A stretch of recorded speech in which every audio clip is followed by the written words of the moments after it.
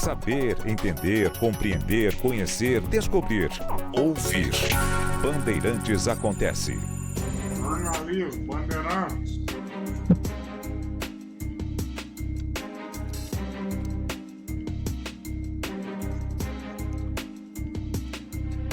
A viagem do Lula à Rússia, antes de ir à China, provocou um desfile miserável de comentários.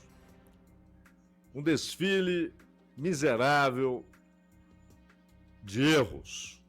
Um desfile miserável de oportunismo e até de interesse eleitoreiro.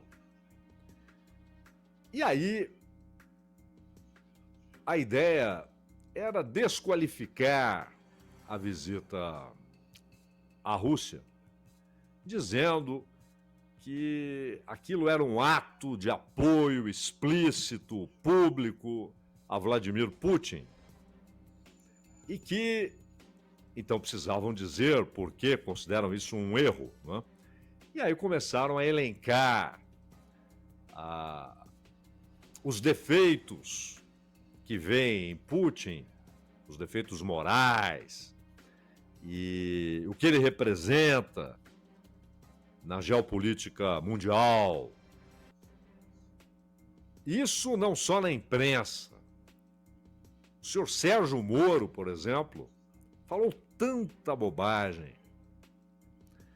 O Sérgio Moro não é obrigado a conhecer as causas da guerra na Ucrânia, as circunstâncias, o que aconteceu durante 15 anos para que houvesse esse trágico, esse dramático desfecho, que é uma guerra que mata muita gente inocente, como tem ocorrido na Ucrânia, e marginalmente também na Rússia.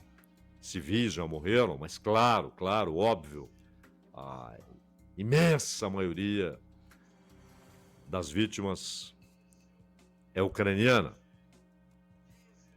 O Sérgio Moro é um senador brasileiro, não é obrigado a estudar o que acontece na Ucrânia, a não ser quando ele resolve ter uma opinião a respeito, quando ele resolve visitar o Zelensky, ele visitou o Zelensky, e resolve opinar a respeito. Aí ele tem de estudar.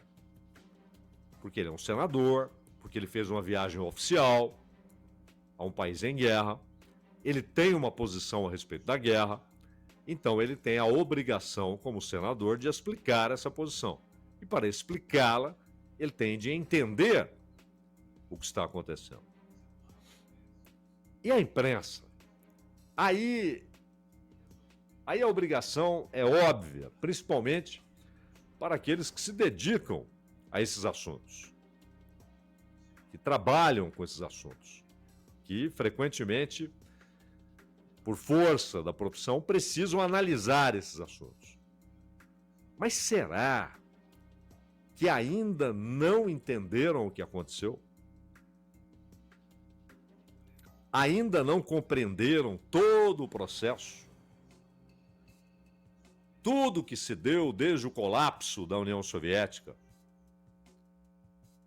Não entenderam aquilo que está demonstrado, inclusive cidadãos dos Estados Unidos que se dedicam a estudar esses temas já se convenceram. A guerra na Ucrânia foi desenhada, elaborada, concebida, construída pelos Estados Unidos. Passo a passo. E a ideia é o quê? Ter uma guerra na Ucrânia para vender armas? Não, não é isso. A ideia que faz parte de um conceito que vem desde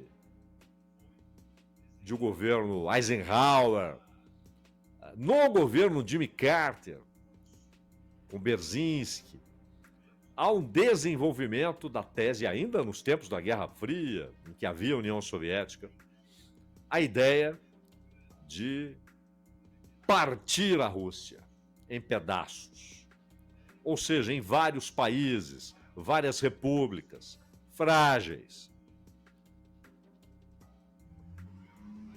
Fazer com que a superpotência nuclear, a única que está ombro a ombro com os Estados Unidos em capacidade militar nuclear, não estamos falando de capacidade convencional, mas nuclear,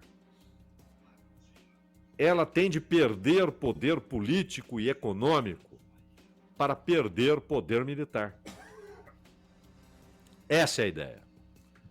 E com o colapso da União Soviética, e esse é um assunto que em algum dia, algum momento, algum dia trataremos aqui, que começa com Khrushchev. Há uma interrupção, mas uma interrupção muito mais burocrática do que orgânica nos períodos subsequentes, com Brezhnev, Andropov, etc. E há o desfecho repleto de traições, a história no governo Gorbachev. Quando há o colapso, essa ideia é colocada em marcha. E num primeiro momento, com a Rússia mergulhada no caos, sob Boris Yeltsin. Boris Yeltsin produziu o empobrecimento da Rússia, o enfraquecimento da Rússia, a desmoralização da Rússia. Levou o povo russo a abaixar a cabeça resignadamente. A economia esfacelou-se, as máfias começaram a surgir, inclusive de gente que pertencia à KGB, e com todo o seu conhecimento em informação e em armas, passou a montar grupos criminosos. Era uma lei da selva pela sobrevivência. Amigos do novo grupo no poder se tornaram bilionários da tarde para a noite. Bilionários, onde não havia capitalistas, de repente surgem bilionários. E quando Putin chega ao poder, há uma luta imensa para a reconstrução da grandeza russa, da grandeza militar, da reorganização militar, da grandeza política, da importância geopolítica.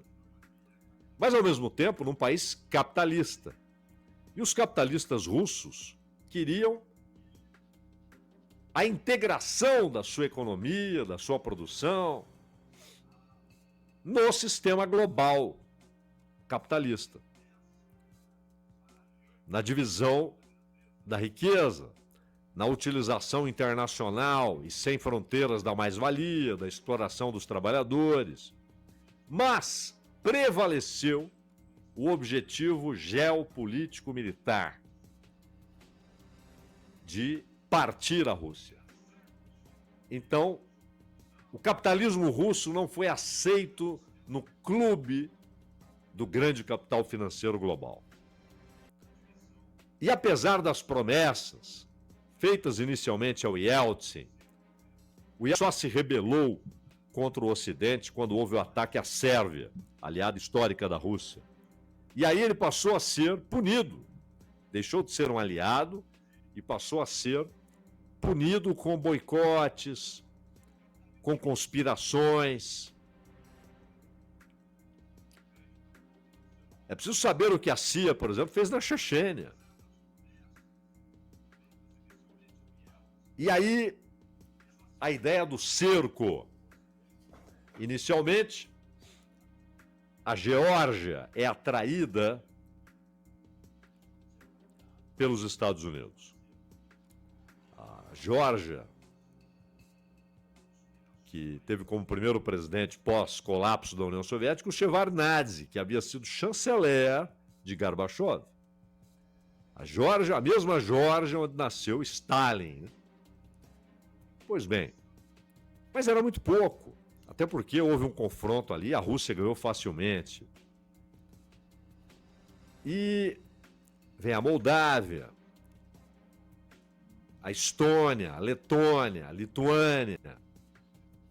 Mas todos sabiam que havia dois países cruciais, até do ponto de vista geográfico, para um avanço da OTAN: a Bielorrússia e a Ucrânia. A Bielorrússia ficou fora de questão.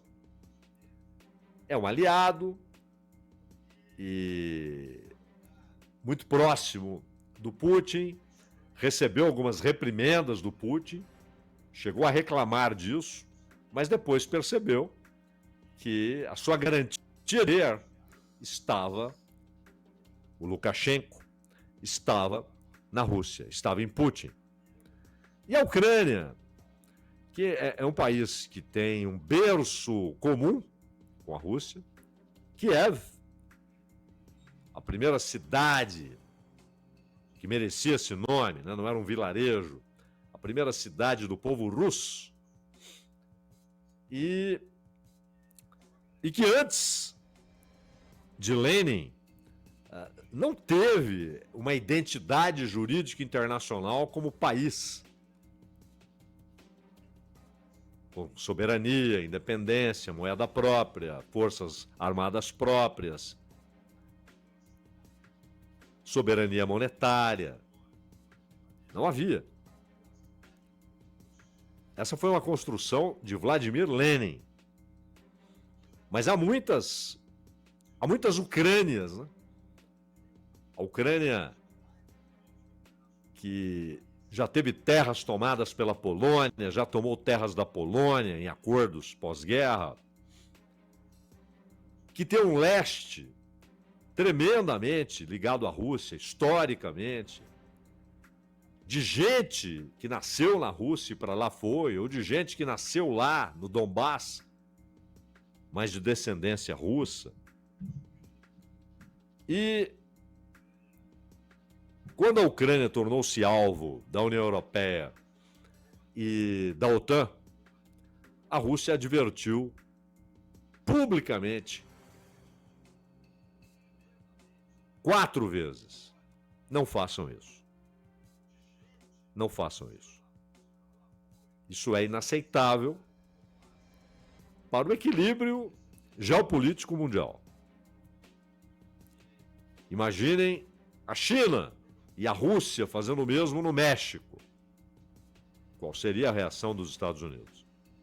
Não se trata da soberania ucraniana ou mexicana, mas de esfera de influência e lógica militar. Ter a OTAN na fronteira com a Rússia, e isso já está ocorrendo, porque a OTAN já está na Finlândia, já está nos Bálticos, não está na fronteira, mas muito próximo, na Suécia, e queria chegar à Ucrânia. O Trump disse que isso está fora de questão, não vai ocorrer. Ele sabe que isso é elementar para qualquer acordo. Abrir mão do convite para que a Ucrânia faça parte da OTAN. Mas não é só isso. Houve um golpe de Estado, porque havia um governo considerado pró-Rússia. E ele foi derrubado num golpe de Estado em 14. E os Estados Unidos passaram a controlar a política ucraniana. Inclusive, uma agente especial esteve lá várias vezes, Victoria Nuland. Ela disse isso no Senado dos Estados Unidos. E não negou, inclusive, os laboratórios biológicos construídos pelos Estados Unidos em solo ucraniano. Por que em solo ucraniano? Por quê? Pela proximidade com a Rússia. E claro, se ela entra na OTAN, ela pode receber armas da OTAN, inclusive nucleares, sistemas antimísseis, mísseis de ataque, caças e, obviamente, ogivas nucleares. Então, essa foi a construção da guerra. Porque, depois de tanto tempo, de tudo isso evidenciado, Porque depois de vários e vários estudiosos dos Estados Unidos irem à Europa expor isso aos europeus que não querem ouvir, com exceção de uma minoria no Parlamento Europeu e nos parlamentos nacionais da Europa, não querem ouvir. O Macron não quer ouvir, a Meloni não quer ouvir, o Starmer não quer ouvir, o Scholz não queria, o Merz não quer. Não querem ouvir. O Pedro Sanches, progressista de Araque, não quer ouvir. E eles estão expondo. Olha, o nosso país está fazendo isso, fez isso com Obama, antes com Bush filho, antes com Clinton e depois de todos eles com Biden e também com Trump. Caladinho, mas também com o Trump no primeiro mandato do Trump. Vocês não enxergam isso? E aí, o sujeito está lá discursando no Parlamento Europeu e a maioria das cadeiras vazia. A maioria vazia porque não querem ouvir. Agora, jornalistas, o que se viu no Brasil, no Estadão, no Globo, Globo News, Folha de São Paulo, um festival de erros históricos. E aí teve gente que, na ânsia de desqualificar a viagem do Lula à Rússia, começou a sugerir que a importância da União Soviética na vitória sobre Hitler, que é uma invenção, que não foi bem assim. Ou seja, migraram do erro para a mentira. A mentira mais vil. E por que é vil? Porque morreram 27 milhões de soviéticos.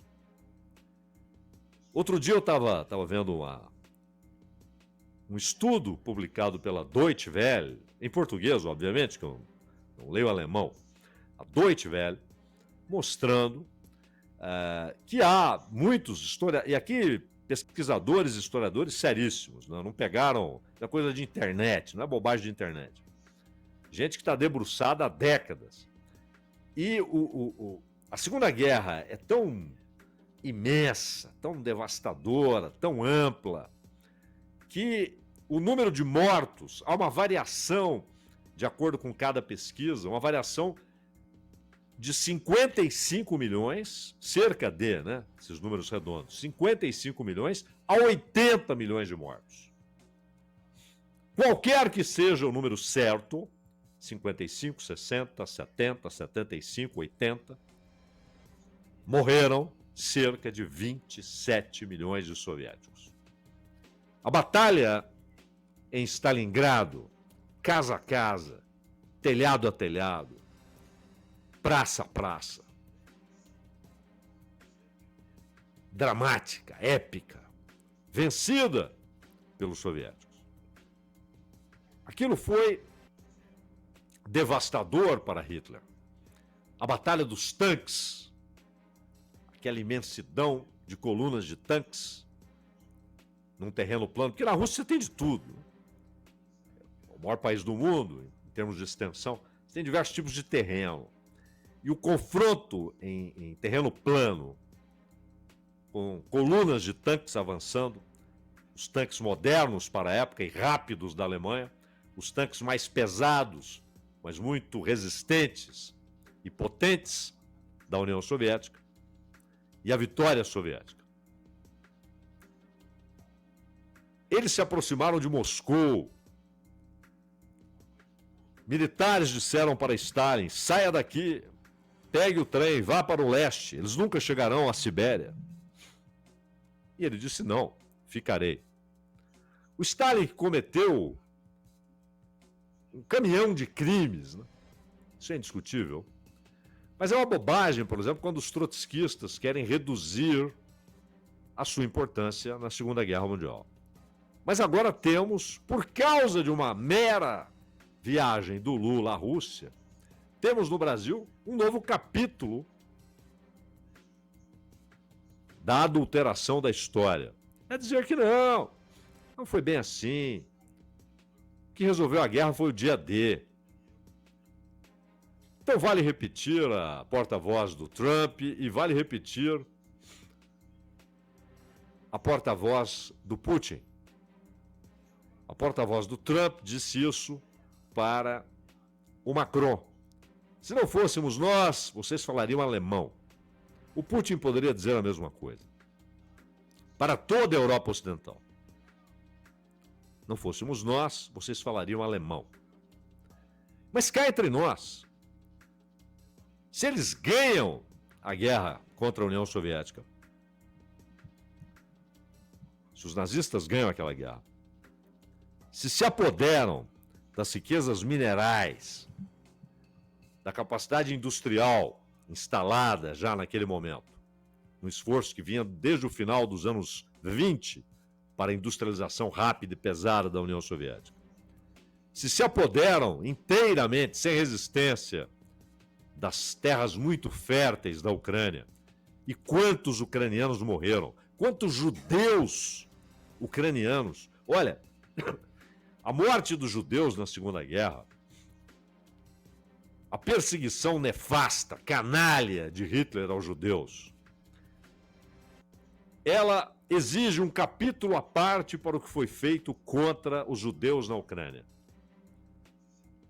Os massacres contra os judeus na Ucrânia. Se Hitler toma tudo aquilo, as montanhas no Cáucaso, as riquezas minerais, o petróleo, o gado, o Ocidente, a Europa Ocidental estaria frita. E o que restava, na verdade, de resistência, que era o Reino Unido, onde nenhum alemão botou a bota, é bom lembrar. Nenhum alemão botou a bota na Ilha Britânica. Mas se o esforço de guerra se volta inteiramente para o Ocidente, e com o risco de os Estados Unidos fazerem um acordo. Churchill lutou muito para que os Estados Unidos entrassem na guerra. Então, se Hitler ganha a guerra dos soviéticos, talvez aqui falássemos alemão. O que em si não é um problema. Mas não falaríamos alemão para estudarmos Lutero, para estudarmos Kant, Hegel, Marx, Engels, para estudarmos aqueles que não eram alemães, mas de cultura alemã, como Kierkegaard na Dinamarca, como Freud na Áustria. Não. Seria para repetir a ideologia criminosa do nazifascismo. As crianças seriam educadas em grande parte do mundo na ideologia criminosa do nazifascismo. Então, o dia da vitória, a questão dia 8, dia 9 é fuso horário, né? Quando o acordo foi assinado às 22h43, entrou em vigência às 23h01, e isso já era dia 9 na Rússia. É dia 9, só isso. Mas o mundo tem de comemorar. Foi uma vitória da humanidade, inclusive dos alemães. Sobretudo dos alemães. Foi uma vitória da humanidade.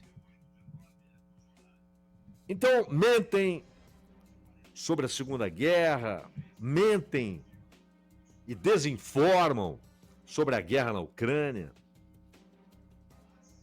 Não percebem que a Europa Ocidental, indiferente às mortes, ao sofrimento do povo ucraniano, está fazendo todo o esforço possível para que a guerra não pare, não acabe.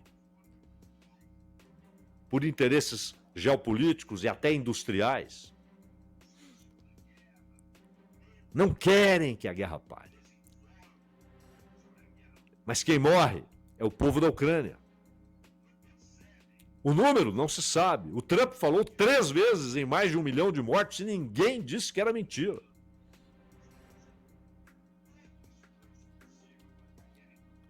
Então, no Brasil, de repente, uma mesquinharia em desfile.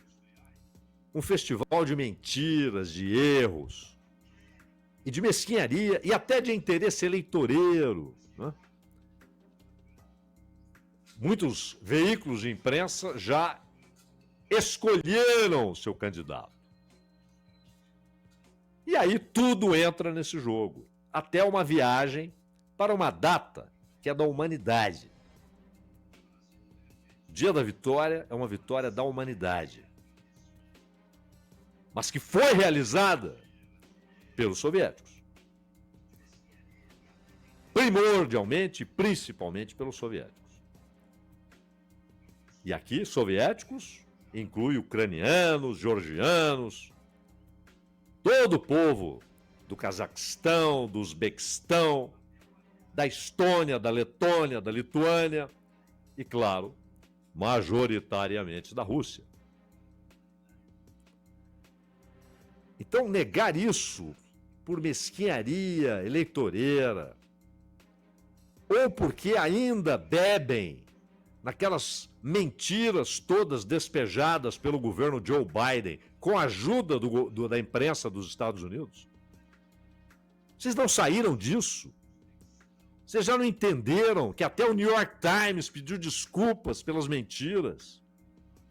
Vocês vão continuar repetindo todas aquelas bobagens que foram despejadas nos seus computadores e que vocês reproduziram diante das câmeras, dos microfones, dos teclados?